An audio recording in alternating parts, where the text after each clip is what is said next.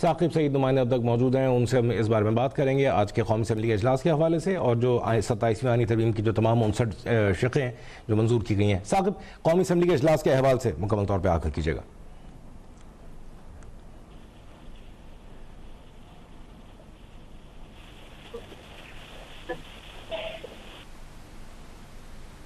جی بالکل، 27ویں آئینی ترمیم کی منظوری کا عمل جو ہے وہ مکمل ہو گیا ہے اور اسپیکر قومی اسمبلی سردار ایاز صادق نے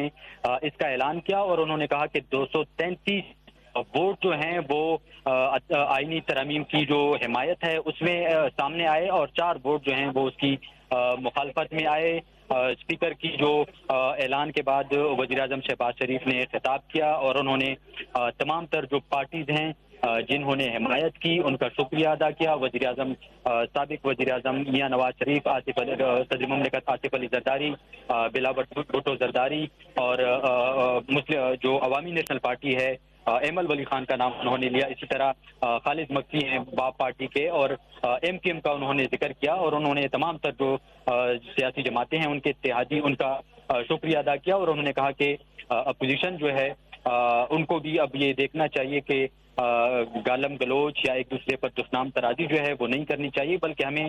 یہ سلسلہ جو ہے وہ آگے لے کے جانا چاہیے۔ دوسری سائڈ پہ بلاول بھٹو زرداری نے جو اسپیچ کی تھی اور انہوں نے 18ویں ترمیم اور صوبوں کے جو معاملات ہیں اس پر انہوں نے بات کی تھی، تو اس کا جواب دیتے ہوئے وزیر اعظم شہباز شریف نے کہا کہ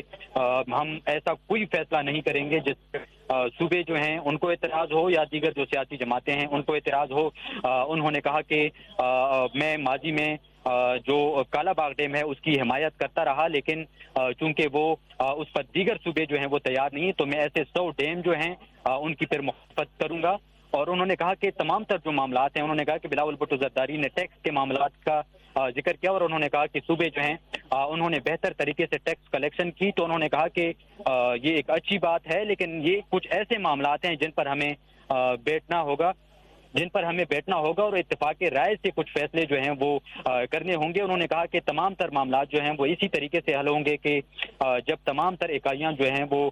کسی بات پر راضی ہوں گی تو اس کے بعد ہی اس قسم کی ترامیم لائی جائیں گی یا اس قسم کے بڑے فیصلے جو ہے وہ ہوں گے، لیکن انہوں نے کہا کہ اس پر ہم سب کا بیٹھنا ضروری ہے اور انہوں نے کہا کہ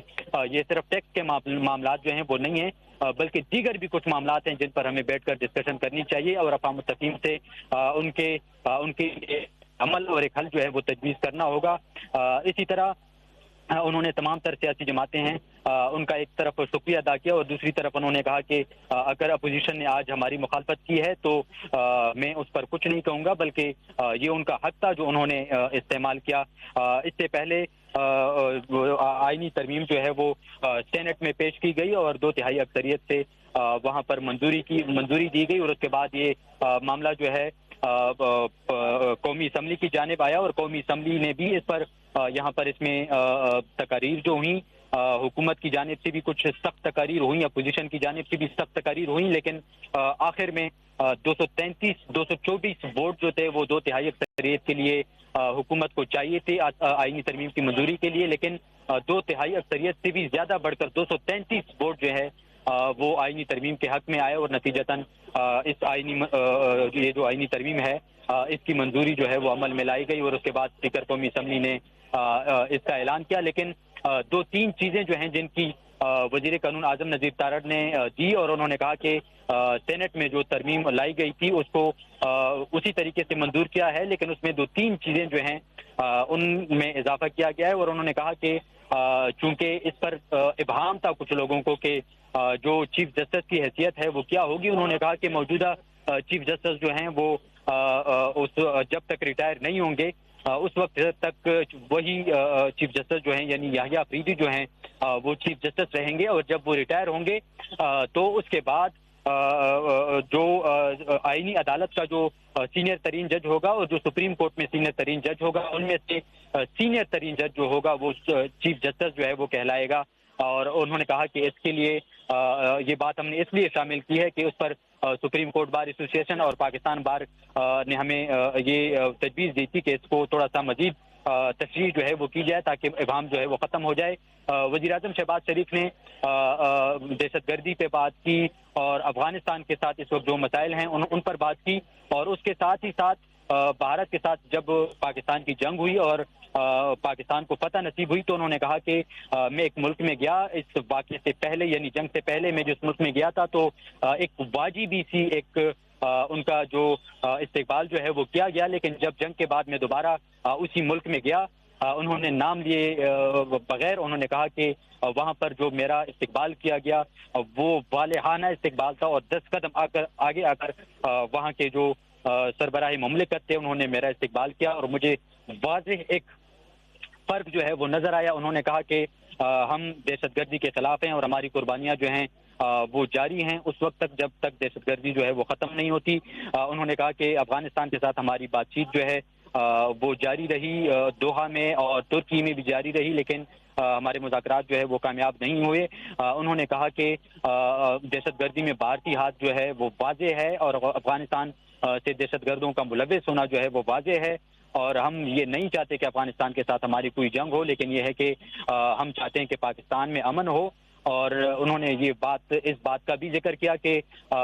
जो अफगान मुहाजिरीन यहाँ पर आए अफगानिस्तान से, उन्होंने कहा कि हमने 40 साल तक उनकी मेहमान नवाजी की और उनको भाइयों की तरह समझा और दोस्तों की तरह समझा, लेकिन 40 साल की मेहमान नवाजी के बाद हमें आज ये सिला दिया जा रहा है। उन्होंने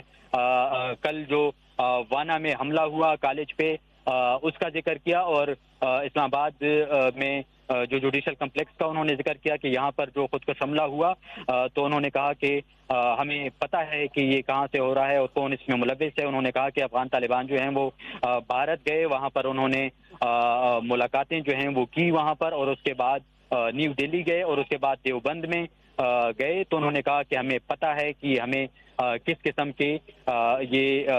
मैसेज जो है वो दिया जा रहा है, लेकिन उन्होंने कहा कि पाकिस्तान जो है वो दहशतगर्दी के खिलाफ अपनी कुर्बानियां जो है वो देगा और पाकिस्तान को एक पुरअमन मुल्क जो है वो बनाएगा और हमारी एक कुर्बानियां जो हैं वो किसी से देखी छुपी नहीं है और पूरी दुनिया को इसका इल्म है। उन्होंने कहा कि पाकिस्तान ने जब भारत को शिकस्त फाश दी तो पाकिस्तान का इमेज जो है वो पूरी दुनिया में उजागर हुआ और पूरी दुनिया में अब पाकिस्तान को एक कदर की निगाह से देखा जाता है। बिलावल भुट्टो जरदारी का उन्होंने खास तौर पर जिक्र किया कि इस जंग के बाद बिलावल भुट्टो जरदारी ने जो पाकिस्तान की सिफारतकारी की उनको मैं कदर की निगाह से देखता हूं और जो इस आईनी तरमीम से मुतालिक उनकी जो बातें थी उस पर चूंकि बिलावल भुट्टो जरदारी पहले से बोल चुके थे और उन्होंने तकरीर अपनी मुकम्मल कर ली थी तो वज़ीर-ए-आज़म शहबाज शरीफ ने कुछ चीज़ों पर उन्होंने रिस्पॉन्ड किया और उन्होंने कहा कि आज ये मौका नहीं है कि हम इस खुशी के मौके पर इस किस्म की ऐसी बात कोई करें जिस पर हमारा इख्तिलाफ पैदा हो, लेकिन उन्होंने कहा कि कुछ चीज़ें जो हैं वो ज़रूरी हैं। उन्होंने कहा कि हमें ये खुशी है कि हमारे सूबे जो हैं वो अपने बलबूते पे तरक्की करें, टैक्स कलेक्शन करें, अगर उन्होंने किया है तो ये एक अच्छी बात है, लेकिन उन्होंने कहा कि रेंजर्स जो है उसको विभाग जो है वो पैसे देती है और उन्होंने कहा कि हमें ये मामलात जो हैं वो देखने होंगे। लेकिन इन तमाम तर बातों से ये जाहिर हो रहा है कि कुछ मामलात अभी भी ऐसे हैं जिनके लिए एक और तरमीम की ज़रूरत जो है वो हो सकती है, क्योंकि इसका एक इशारा जो है वो बिलावल भुट्टो जरदारी ने दिया था और उन्होंने कहा कि अगर आगे कोई इस किस्म का कोई फैसला बड़ा होता है या कोई आईनी तरमीम आती है तो उसके लिए